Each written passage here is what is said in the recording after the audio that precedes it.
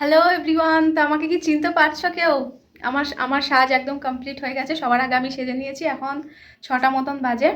তো এই যে এই শাড়িটাই পরেছি, অনেক বাছাবাছি করে এই শাড়িটা পরলাম। আমাকে কে সাজিয়েছে দেখো, লাগছে।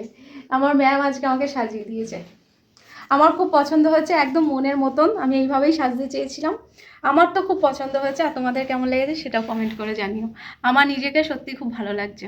তো চলো এবার বিয়ে বাড়ি যাওয়া যাক। এই যে আপনাদের সাথে শেয়ার করি একটা হ্যাপি মোমেন্ট আমার জীবনের। আমার বউ এই যে নিজে সাজাগোজা কমপ্লিট। এখন যেটা কেউ কোনোদিন করতে পারেনি, আমার মাকে মেকআপ করে দিচ্ছে। মেকআপ না, একটা একটুখানি পাউডার দিয়ে দিচ্ছি, মানে ফেস পাউডার দিয়ে দিচ্ছে, তাই তো?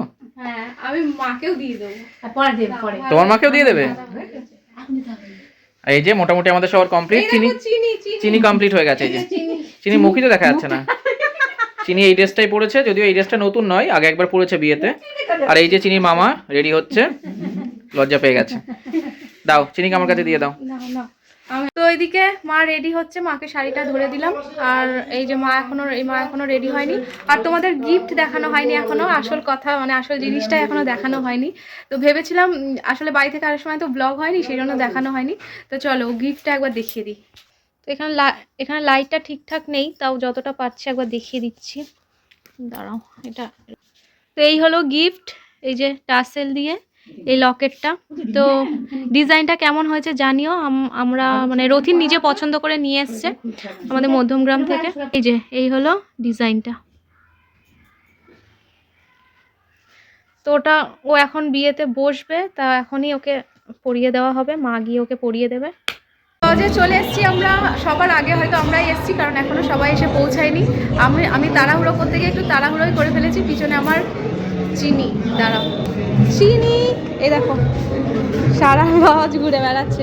আজকে পাপার দায়িত্ব, পাপা আজকে পড়েছে বিপদে। মামা, ও মামা, দেখি তোমার তোমার তোমার লুকটা দেখিয়ে দাও সবাইকে। আচ্ছা আচ্ছা আচ্ছা, ঠিক আছে, দেখাচ্ছি না। তো এখনো ব্রাইড এসে পৌঁছায়নি, ব্রাইড এখনো রেডি হয়নি। তো আসুক, তো তারপর আবার ভিডিও করছি, ঠিক আছে? সাথে থাকো কিন্তু। এই যে আমাদের ব্রাইড এসে গেছে, খুব সুন্দর সাজিয়েছে।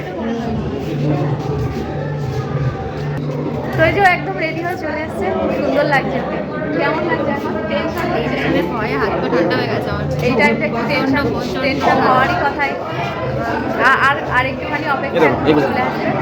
ঠিক আছে, চলো এখন ব্যস্ত থাকবে, এখন ফটোশুট করবে।